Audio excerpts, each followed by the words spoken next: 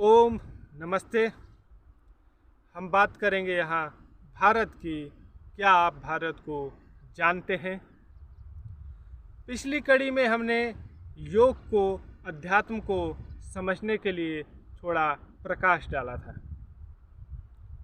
इस पृथ्वी पर योगियों का कभी अभाव नहीं रहा, संतों का, ज्ञानियों का कभी अभाव नहीं रहा।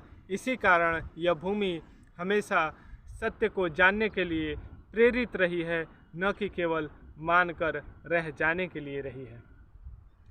कोई भी समाज संकीर्ण तब बनता है जब कह दिया जाए कि इस पुस्तक में कोई बात लिखी है, किसी ने कही है और अब तुम उसको केवल मान सकते हो, जीते जी अनुभव नहीं कर सकते।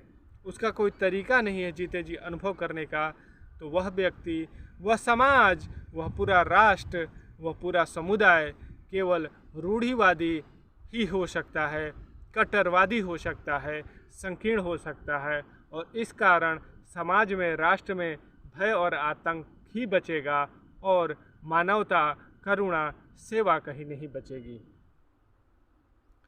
योग का मार्ग ही है कि किसी भी विषय को, वस्तु को अपने सूक्ष्म ज्ञान के द्वारा उसको समझने की, जानने की। योग के मार्ग पर, अध्यात्म के मार्ग पर चलने का जो पहला गुण कहा गया है वह है व्यक्ति की जिज्ञासा। जो वास्तव में व्यक्ति चिंतनशील होगा, वह किसी भी चीज़ को, किसी भी कही गई बातों को, चाहे वो शिक्षक कह रहा हो या कोई माँ बाप ही क्यों न कह रहे हों, उसको सदैव वो जानने में विश्वास रखेगा। वही सत्य का खोजी भी हो सकेगा। किसी व्यक्ति ने कोई बात कही और हमने आंख मूंद कर उसको मान लिया, उसी को सत्य मान लिया, उसे अन्य पर विचार ही नहीं किया। उसके विरुद्ध तर्क कोई हो सकते हैं, उसके विरुद्ध कोई मार्ग हो सकते हैं, उसके अन्य कोई आयाम भी हो सकते हैं। इस पर चिंतन नहीं करेंगे तब तक सत्य को नहीं पहचानेंगे, सत्य को नहीं समझ पाएंगे और ना ही हम कभी उस सत्य से एक हो सकेंगे। सत्य को जानने और समझने के लिए, उसकी अनुभूति के लिए आवश्यक है कि अपनी तार्किक क्षमता को विकसित करें। जिज्ञासा तभी होगी जब संशय होगा, और संशय तभी होगा जब हम किसी भी पूर्व में कहे गए जो भी बातें आई हैं उस पर संदेह उठेगा। इसलिए सत्य को जानने के लिए एक एक कड़ी जुड़ी है, जिसकी शुरुआत आपके अंदर से होती है, बाहर से नहीं।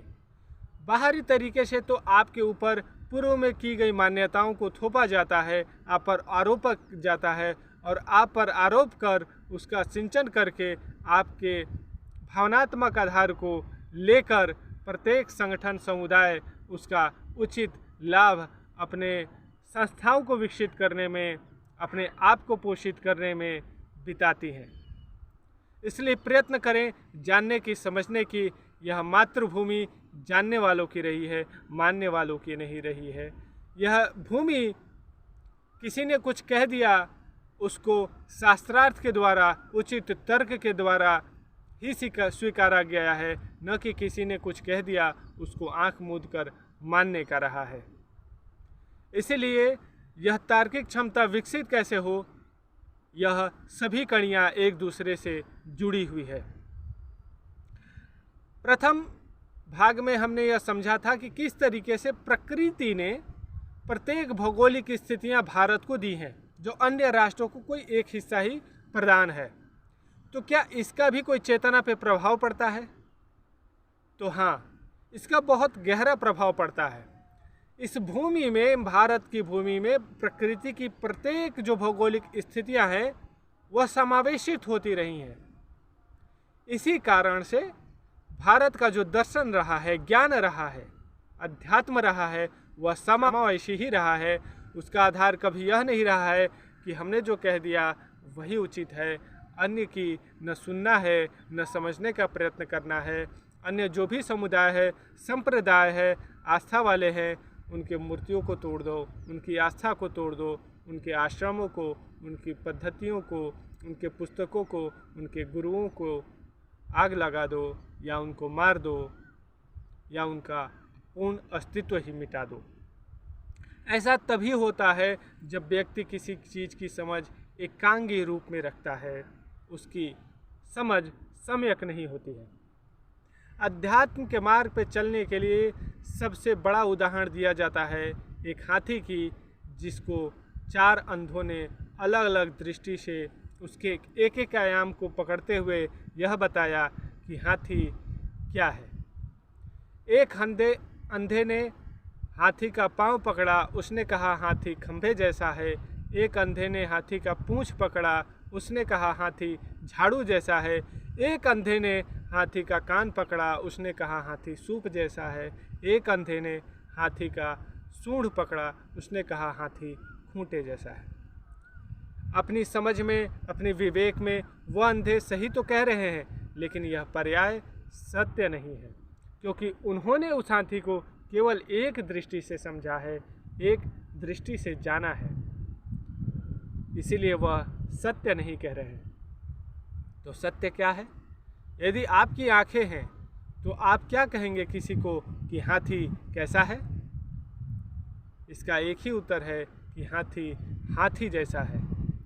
इसके अतिरिक्त अन्य शब्दों का प्रयोग कहीं न कहीं हाथी के अस्तित्व को छोटा कर देगा, संकुचित कर देगा, क्योंकि वास्तव में हाथी केवल हाथी जैसा है, अन्य से उसकी तुलना नहीं की जा सकती।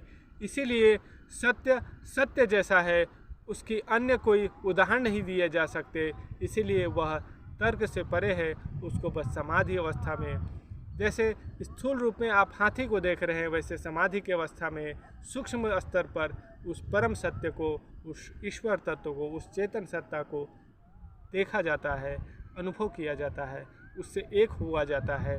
तभी व्यक्ति उस सत्य को जानता है, समझता है, और फिर उसके विषय में लोगों को अलग अलग स्तर पर आकर, उनके आधार पर आकर उनको सम्यक दिशा दिखाता है, ताकि वो भी उस सत्य में एक होकर उस परम आनंद का अनुभव कर सकते हैं, जिसका अनुभव उस योगी ने किया है। जय हिंद।